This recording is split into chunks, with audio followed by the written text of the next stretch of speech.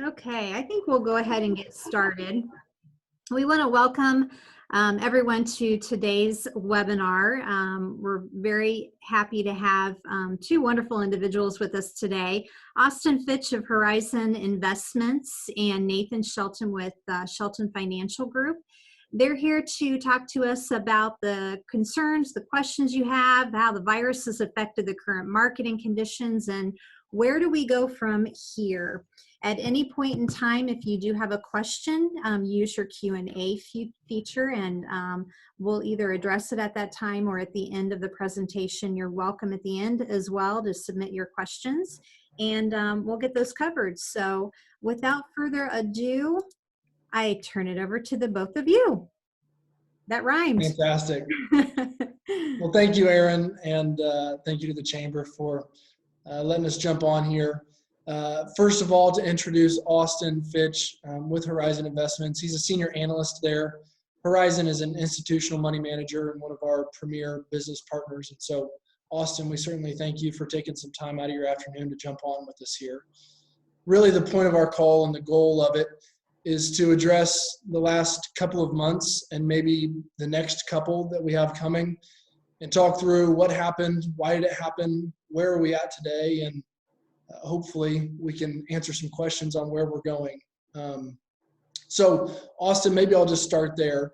From an institutional money management standpoint, you're managing billions of dollars, looking at this stuff every day.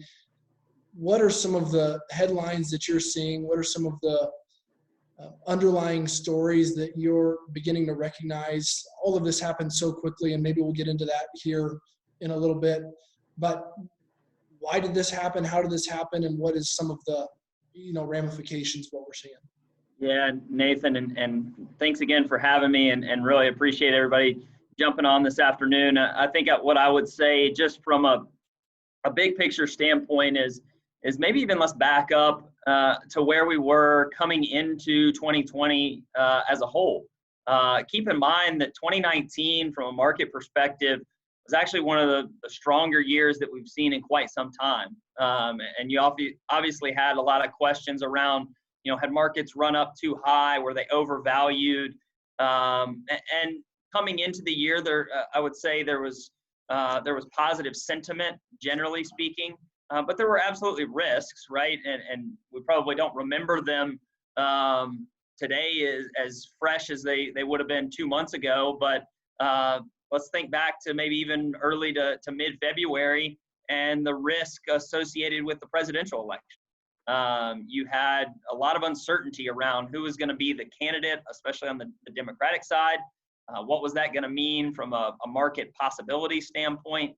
So you had those risks that again, we would say were a little bit, maybe they were leading to some volatility, generally speaking, coming into the year, maybe a little bit more than we had seen in 2019, but nowhere near the volatility, obviously, that we saw there in the month of March, and for that matter, even the upside that we've seen, the upside volatility that we've seen here in April.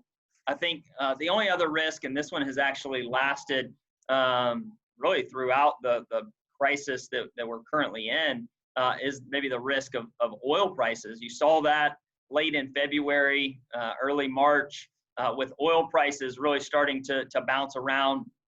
You had some supply dynamics. OPEC and Russia, butted heads in regards to, whether or not they should really cooperate from a control of supply when it comes to oil. So we're starting to see those types of risks enter the market, the election, oil generally, but then obviously the one that has swamped them all over the last 6 to 8 weeks has been that of the coronavirus, COVID-19. And I would actually pivot a little bit and tell you that that's been more uncertainty than it has even been risk. And the difference there being that risk you can quantify, right? You can, we've had elections. Obviously, we have presidential elections every 4 years. You've actually seen oil prices fall 60, 70, 80% historically. Those are things that, at least if you're looking at a probability set or a distribution of expectations, you can kind of bake that into a model, or you can have a sense for this. At least this is in the cards. What I would tell you with the virus that has currently affected, obviously just day-to-day life, but also the markets and the economy, is that was something that was really kind of unforeseen. And I talk about uncertainty and the challenge with quantifying uncertainty. I think that's what we've seen play out over the last 6 to 8 weeks. And to that point, Austin, looking back, we were at an all-time high in the market in the middle of February. I mean, things were looking good. I was on a call this morning with an economist, and he said the 1st of February, we were expecting GDP to be positive 3% for the first quarter. And we just saw this morning, it comes out at almost -5. I mean, this is crazy numbers that we're seeing, and a crazy swing that we saw in just a couple of weeks.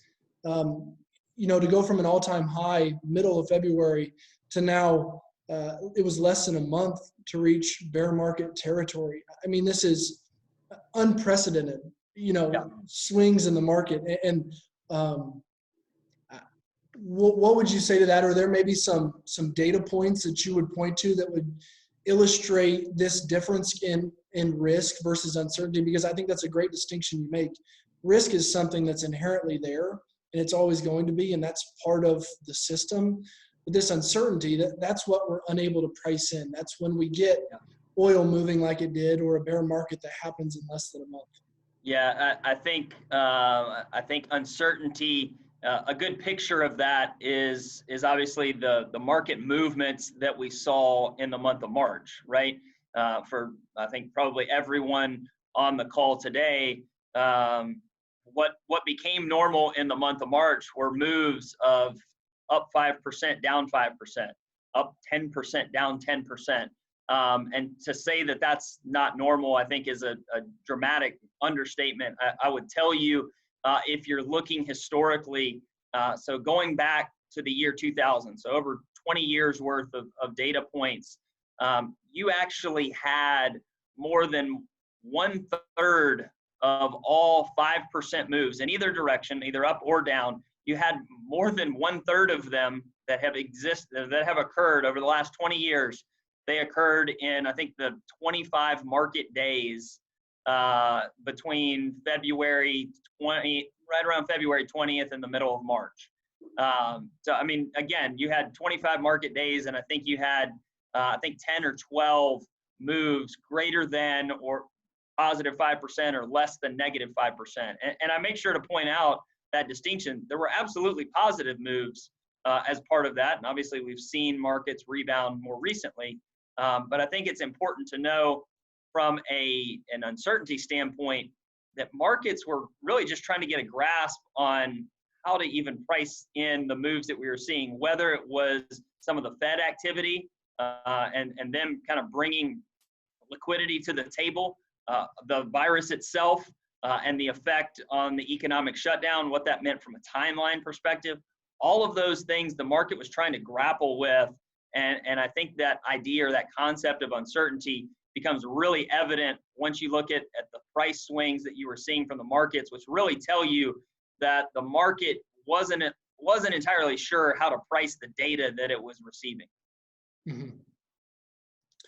So we've seen over the last 2 months a dramatic downturn and a recovery of sorts, if not just simply a leveling out.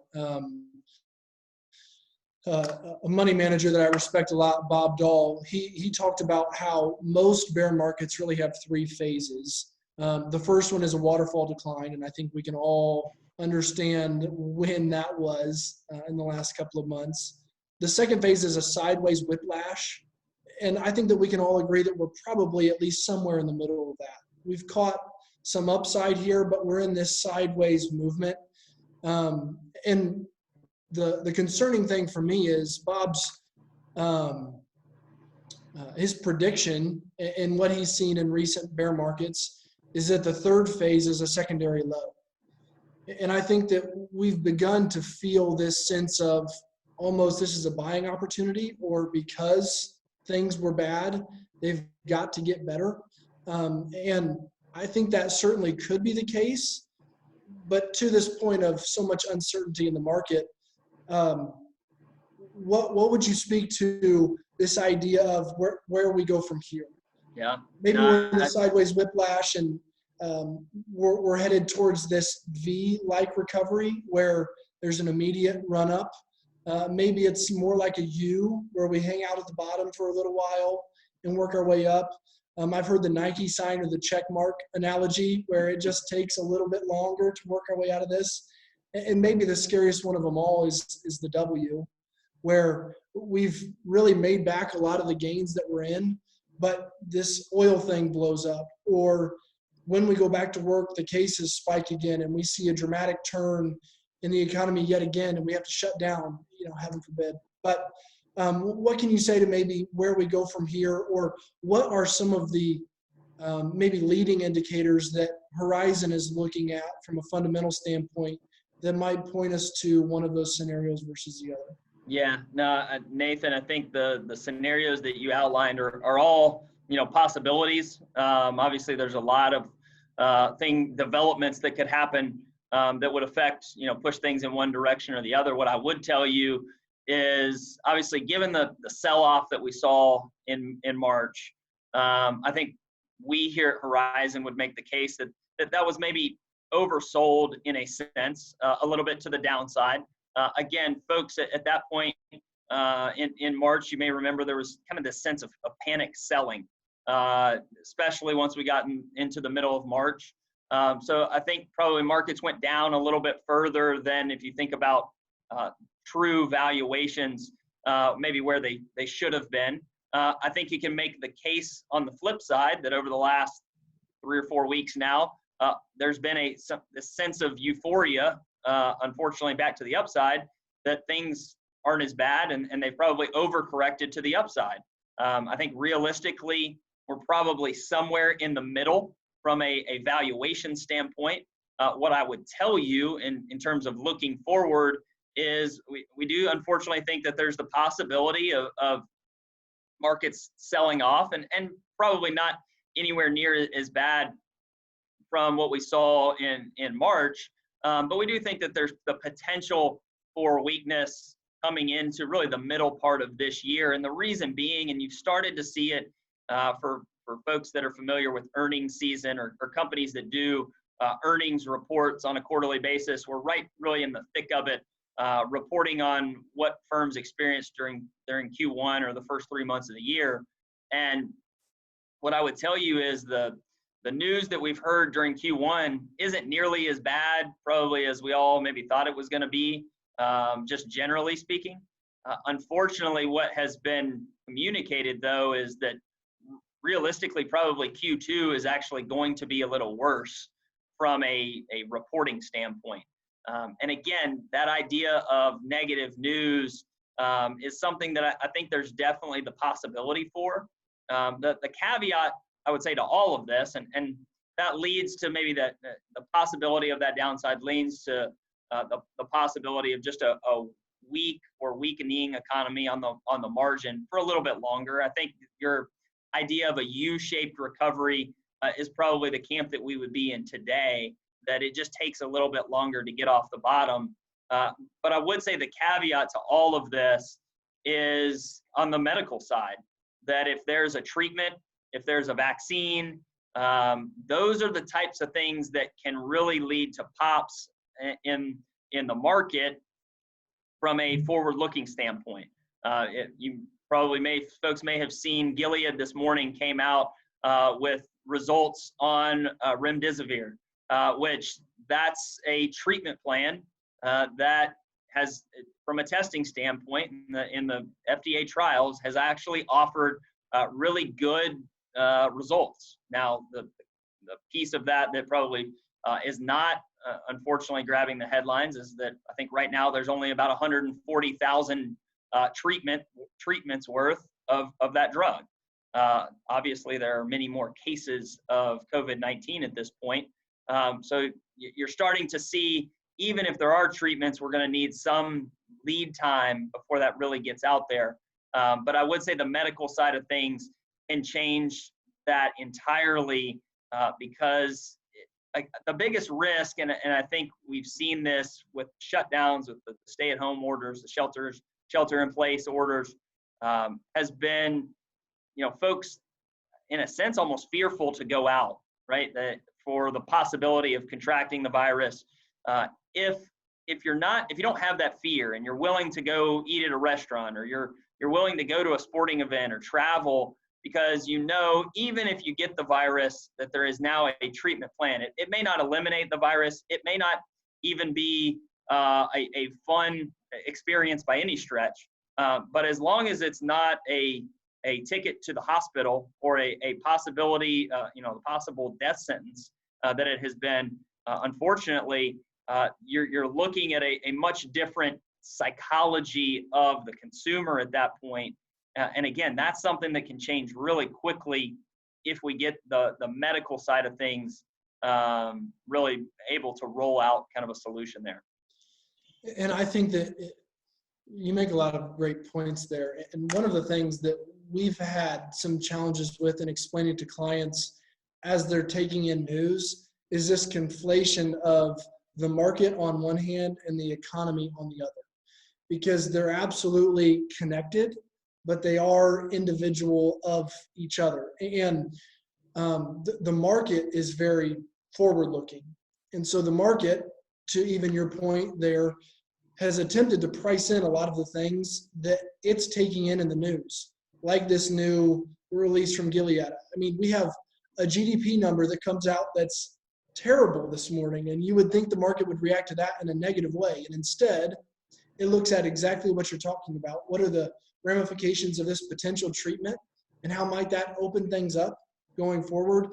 And we begin to see how the market forecasts what might be coming.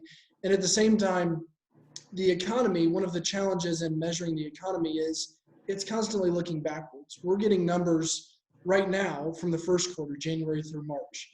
And so we're really unable to quantify how bad things are right now and on an ongoing basis. There are some statistics that come out a little more regularly, but really the GDP numbers, the big numbers that we look at, are often looking backwards. And that's one of the challenges that we've had in talking to our clients about the differences between the economy on one hand and the market on the other, because they absolutely impact each other, but certainly work independently. Yeah, no, I think that's a great point, Nathan. I think it's really important to understand how they work together. What I would tell you, and you hinted at it, obviously the fact that the market is a forward-looking or discounting mechanism in terms of looking out into the future. And as you pointed out, as of today, and again, as I mentioned earlier, I think there's probably a little bit of this euphoria in terms of a market that maybe things aren't as bad as we thought they were in mid-March, which I think is probably true. It's maybe not as true as it seems today. But I think to your point, the market's looking out 6, 9, 12 months in terms of where things will be at that point. I think we would all agree a year from now or 2 years from now, 3 years from now, we're hopefully back to at least some sense of normalcy. And maybe it looks a little bit different, but I think we would all agree that hopefully we're all, flying on airplanes again, or, going to concerts or whatever it may be. And I think that's where the market's looking out to the future. Now, the piece that I would throw in there as kind of a wrench in the system, if you will, is, and I think, Nathan, you mentioned it earlier, is if we start to move forward with this timeline of going back to work and maybe even say a treatment comes out, but you start to see this second wave. And that's where, again, you get back into that sentiment conversation. You get into confidence at the consumer level. So you think about the Main Street effect as opposed to the Wall Street effect. That can have, and that has the possibility of a serious impact and effect both on markets and the economy down the road. We're not quite there yet just because we're not far enough along in the timeline. But that's, I won't say worst case scenario, but that's the possibility to where, if things take another leg down, you mentioned a W specifically, that's how that plays out potentially, is if you have kind of a second wave that the markets aren't really looking at or pricing in as of today. Yeah. One of the major fears in Austin, we've spent time talking about this internally and also with Horizon, just from an expectation standpoint. One of the fears, and maybe you can speak to this a little bit, is as this thing drags out, a smaller and smaller percentage of the economy is going to come back on the other end of this thing. And so the longer that we stretch this lockdown out, and I guess let me make my disclaimer here, we're going to remain apolitical and try to speak to the data and what the ramifications of it are. As this lockdown lasts, the number of businesses that are going to be able to come back are fewer and fewer. And so these jobless claims that are unprecedented, that we've never seen before, there's going to be fewer and fewer jobs to come back to. And I think, to your point, 2 or 3 years down the road, I think we'll be back, likely where we were, if not beyond. But stretching this out longer than we have to certainly isn't something we want to do. So maybe speaking to that effect that it might have. Yeah, no, I think that's a great point. And I would tell you that's one of the things that we're watching probably most closely in terms of data sets is, and we looked at, so there was a survey put out by Goldman Sachs of small businesses. And in essence, it looked at how much cash, from a cash reserve standpoint, do small businesses have on hand. And what you see is over 50% of small businesses have less than 3 months worth of cash on hand to sustain economic shutdown of this sort. Now, you can make the case that it's not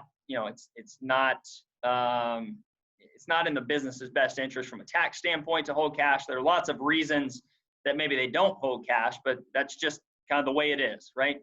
And Nathan, to your point, the further that the longer that we stay with kind of a shutdown economy, which I think the numbers that we've seen really suggest that the economy in the U.S. is operating probably anywhere between 20 and 30% of what otherwise would be normal capacity.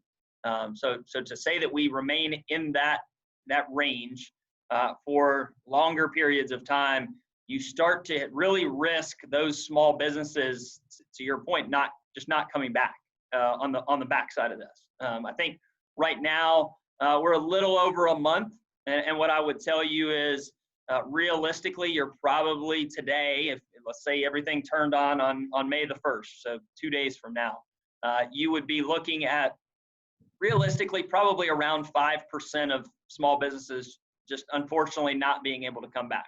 And I think we would all agree that's not a good thing, but it's also not catastrophic, right?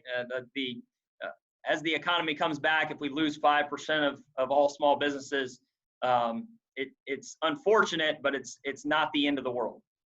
What you'll see if that were to continue, Nathan, if it went from 1 month to 2 months, 2 months to 3 months in terms of a shutdown, or if you get that second wave and we have to shut down again, and you really start to put a drain on those cash reserves, let's say that 5% number goes to 30. It's not a linear, it's not linear in regards to the impact on the recovery. So as I mentioned, a 5%, 5% of small business not coming back probably doesn't really affect the recovery from a timing standpoint, right? Maybe it has a marginal impact, but it's not a big difference between 5% and, for that matter, 0. 5% to 30, you start to really look at, because that's, let's just think about workforce. That's, those 30% of businesses, those employees are now filing unemployment for a much longer period of time, or they've got to go learn a new skill set or a new trade. And if that's the case, it exponentially increases the recovery time to where, and you brought up, maybe a year from now, well, if you lose 30, 35, 40% of small businesses, maybe it's not a year from now. Maybe it's 2 years from now, right? Because it's just the amount of time that it takes to get those businesses back up and running or off the ground, starting new businesses. Those are things that's where the risk is. And I would make the case that's why this small business loan program that's in place is, in our opinion, extremely important, because in essence, what that does is that bolsters those cash reserves, at least in the short term.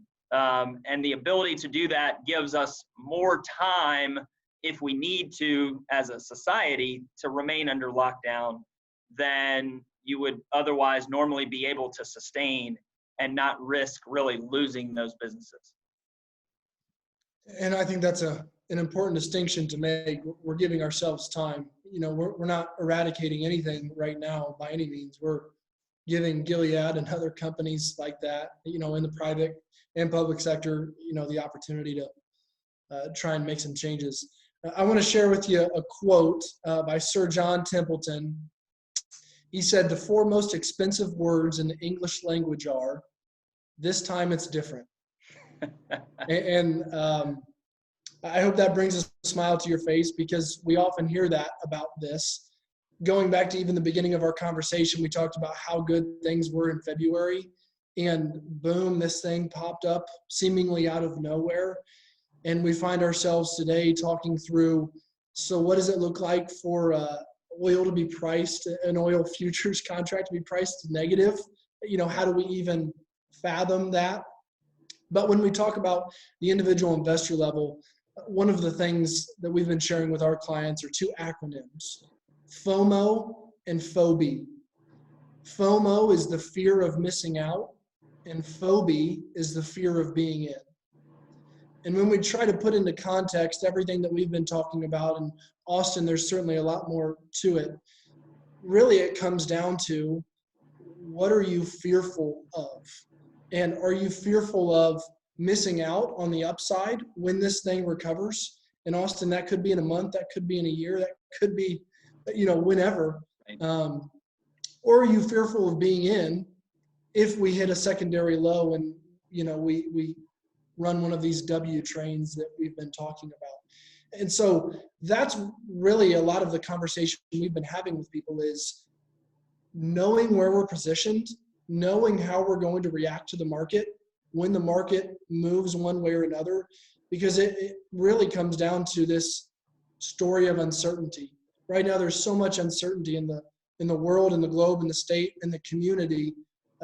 Your comments about small business, I don't think it could apply to a better community than Wells County, Indiana, the home of small business, where, there isn't much cash on hand, and we're trying to figure out, how do we deploy our assets and our resources and our people to try and make it through this, and hopefully it doesn't last very long. So, this idea of not just understanding what might be down the road, but what are we fearful of and what do we want to try to avoid, is something that we've certainly been talking to people about. Yeah, no, I think those two acronyms, I think, really paint a really good picture of, especially as an investor, to think about, what's the objective when you're in the market, right? And I think, Nathan, I know we've had endless conversations with you all around different types of strategies that can accomplish either of those goals. And unfortunately, I think what most people would hopefully understand is there's really not a single strategy that can accomplish both of those goals perfectly, but it's a trade-off. And I think that's kind of what you're highlighting, is you have to figure out which one, kind of in that struggle between the two, which one's more important. And a lot of times that has to do with maybe an investor's timeline, right? If they're closer to retirement, and maybe they need the assets or the capital that they've worked so hard for and saved up for their entire life, that can be somebody who's maybe a little bit more fearful of being in, right? Whereas somebody who's younger, or maybe has more time to spend in the market and can withstand market volatility, it's maybe more appropriate to be more fearful of missing out, knowing that you have to take a little bit more risk in the short term, but over the longer term, it may benefit you to be in the market. So I think it's this trade-off between the two, and really understanding from an objective standpoint, what objective is most important as an investor when you think about those two? One of the things that I have in my notes here that we kind of moved past that I want to revisit, and this is technical in nature.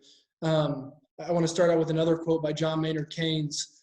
He says, "Markets can remain irrational longer than you can remain solvent." It's one of my favorite quotes. Markets can remain irrational longer than you can remain solvent. And isn't that the better truth?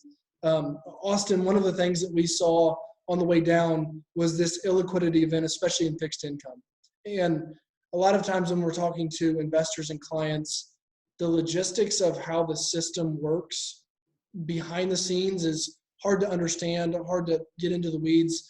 But maybe you can speak to, one, what happened a little bit, and also behind the scenes, we've heard a lot about the Fed and what the Fed's been doing from a stimulus perspective. When it comes to the illiquidity event that we had in mid-March, I think a lot of investors probably don't know what steps the Fed took and were considering taking when it came to that. So maybe provide a little insight into that to get a little technical here. Yeah, no, absolutely. And Nathan, I mean, you bring up a point. It is a little bit more technical, but I think we can cover it at a high level for sure. And that what you saw in the month of March was a breakdown in the U.S. Treasury market. And really what that means is typically you would consider the U.S. Treasury market as the most liquid market really around the world, right? It's the safe haven asset. It's where folks go when things start to get risky or equity markets start to get volatile, right? And what I would tell you is that there were so many folks, that there was so much uncertainty really in the month of March, that to really get a reasonable price on a U.S. Treasury there in mid-March for a couple of days just wasn't happening. And what I mean by that in terms of reasonable price, if you think about anytime you go into the market to buy something, you will tell basically the market, hey, I'm willing to pay X. And whoever's selling it will say, hey, I'm willing to sell it for Y. And typically you're going to meet somewhere in between X and Y. And oftentimes those are very close, right? That's really the purpose of markets, is to really bring those two numbers close together. What you saw in the U.S. Treasury market is you saw those prices historically, or in an unprecedented fashion, you saw them widen out to where folks that needed to sell Treasury bonds, unfortunately, unless they were just forced to do so, it didn't make sense, because they were selling at a price that was almost irrational, to use a term that you just brought up. And so what the Fed did was really came in as a backstop to that market to provide liquidity and to shrink those gaps, to shrink the difference between that X and that Y, or what somebody was willing to pay to buy it and what somebody was willing to pay to sell it. And what that did was that brought those back in, that restored kind of some sense of normalcy. And why that's important, just from a market construct standpoint, is if you think about the U.S. Treasury market as that risk-free asset, then that means that everything else that gets priced in a market is based on kind of that underlying premise of that you can price a risk-free asset.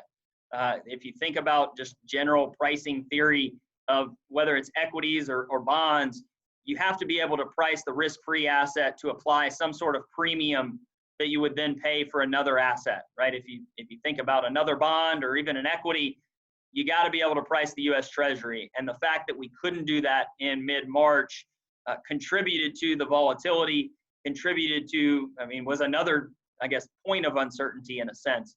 So the Fed coming in like they did, I would make the case, was absolutely necessary to just kind of the market structure. Now, what I would tell you is, relative to 2008, where it was more of a solvency issue for some of the bigger banks, this was more of a liquidity issue, and the Fed absolutely has the tools to handle that, and they did. Now, the question is, obviously, they've continued to offer liquidity into the market, which has, I think, only contributed to some of the strength that we've seen So the question is, at what point when they start to slow those purchases down, does that start to have an impact? I think it probably does. I would say, luckily for us, it's probably not going to happen for at least a period of time, when hopefully by that point the economy is kind of back on its feet. But I would make the case there's absolutely some risk once the Fed has to unwind those positions. But again, that's down the road, probably at this point years, as opposed to more of a shorter term risk that is maybe more focused on the healthcare side of things and the current situation from a pandemic standpoint. That's well said. And as we begin to wrap up here, I think to your point, the likelihood that begins to happen anytime in the near future is probably pretty slim, just from the track record that we've seen over the last couple of months, specifically with their willingness to intervene and help out, I guess. Yeah, maybe one stat that I'll give you, Nathan, that I just came across internally. So between March 16th and April 16th, the Fed added on average, bought in terms of adding liquidity to the market, $79 billion a day. To put that in context. Is that a B or an M? That's a B, as in boy. To put that in context, in QE3 that spanned from 2012 to 2014, they were buying $85 billion a month. We went from $79 billion a day for the last month to, again, what most of us would consider, whether it was QE1 or QE3, both of which were sizable in nature, but you on average there we're seeing around 80 to 85 billion a month. Now we're seeing close to 80 billion a day. Just, again, puts it all in perspective in terms of just the size of that bazooka, in a sense, that they have flooded the markets with from a liquidity standpoint. And that's not the only thing they're doing. Right, yeah. No, I was going to say that, yeah, that's in addition to the stimulus package, everything else, right? So. Right, absolutely. Well, my goodness, I'm putting that down in my notes. And as we wrap up here, I'll leave you with a quote from maybe one of the most famous investors ever, Warren Buffett. To everything that we've been saying, this quote may just throw it all out the window, but I think it puts it in perspective a little bit. He says, "We don't have to be smarter than the rest when it comes to investing in the market. We have to be more disciplined than the rest." And I think there's something to be said about that. We just went through the fastest decline that the market has ever seen, maybe the steepest, and certainly maybe one of the most unexpected, just in terms of what actually happened. But I think there's something to be said about having a plan, having what we're doing and why we're doing it laid out in a structured format where you can hold yourself accountable for when times like this come along, because it's not always good and it's not always bad. You know, using a plan to have these things laid out well in advance so that we aren't reacting with emotion, but with an objective set of, here's our goals and here's what we want to achieve. Horizon certainly does that with the models that they provide.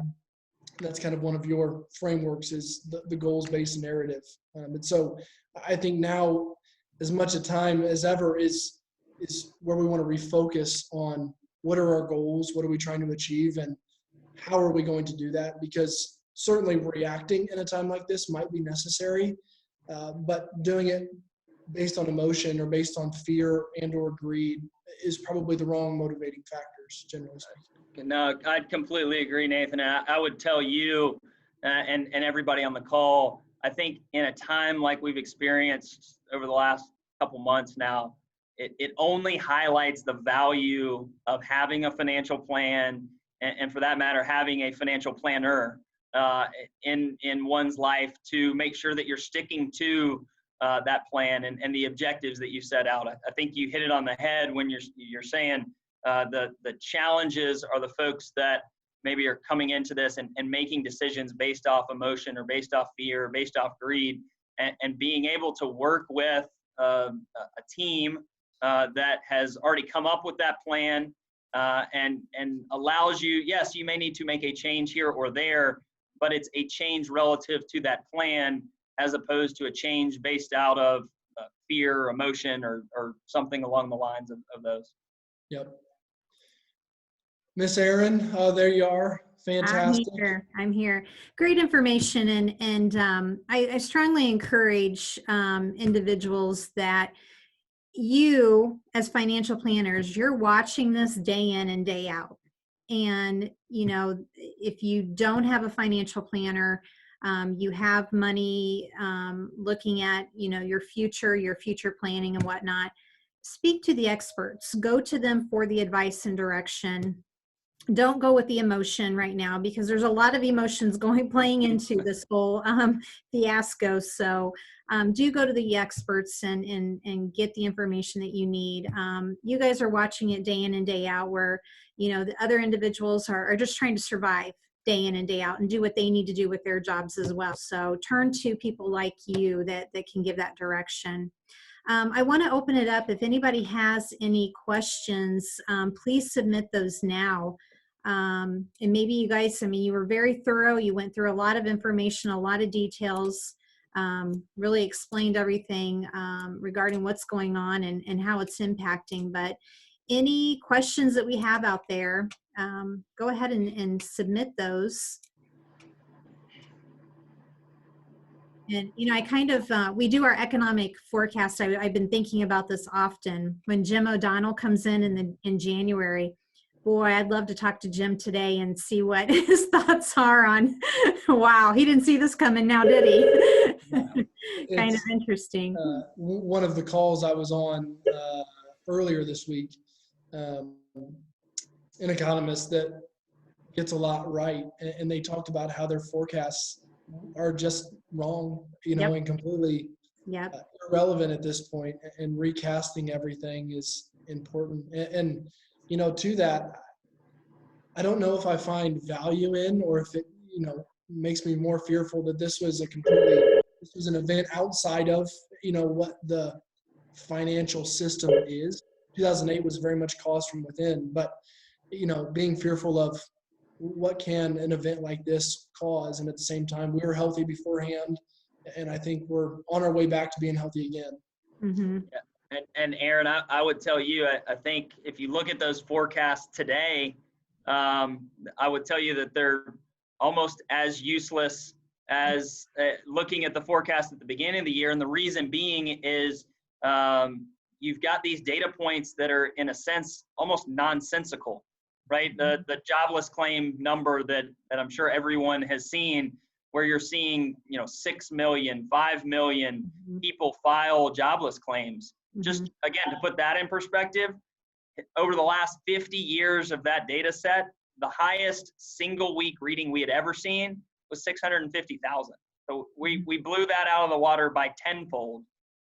If you're using that type of data to put a forecast together, you're getting these really wild ranges of possibility. We looked at a range of GDP forecasts for later this year, and you see forecasts ranging 60-70% in terms of, like, the best case scenario is, hey, we're flat, the economy's not growing or contracting. Worst case scenario, it's falling, it's contracting by 60%. I might as well go ask my 5-year-old to give me a number, right, and that number is probably as good, if not better, than whatever the model's spitting out when it comes to looking at that type of data right now. Yeah, and there for a while it was ever changing from one day to the next. You never knew what was going to happen. Well, and I think that's where you have to start to kind of dig in behind the data to get a sense for, hey, what's driving, and Nathan, we talked about this earlier, but what's going to drive us out of this, right? And jobless claim data is a little bit more backward looking. We need to be more forward looking to say, hey, whether it's testing capacity on the virus itself, or some sort of treatment, or some sort of vaccine, all of those things allow us to get back to some sense of normalcy. which again doesn't fit cleanly into any sort of model that has ever existed because Mhm. we've never seen this before. Right. So you've got to look a little bit different at some of the data going forward than just to look at data that we've always looked at. Right. Right. It's different, just a Yep. different world right now. Well, I don't have any questions that have come through. We appreciate you both for putting this together, being on the call today, providing this for our community, our members. Want to just give a real quick update. This Friday, May 1st, we're putting together a webinar hosted by Quinn Kumpfer regarding how to give back even if you're broke. And it's basically, he wants to talk about different case studies that he has done of how to help your community at no cost for whatsoever. So just ways that you can give back. And then May 7th, I am working with the Small Business Development, our local representative, Billy, and she is going to do a webinar on revising your business plan. So that will be May 7th at 1 p.m. So more information will hit your inbox, and check out our Facebook page. Thank you, gentlemen. I appreciate it. And to all of you that were on the call today, thank you for tuning in. I appreciate each and every one of you. Thank you. Thanks, Aaron. Thanks, Aaron. Take care.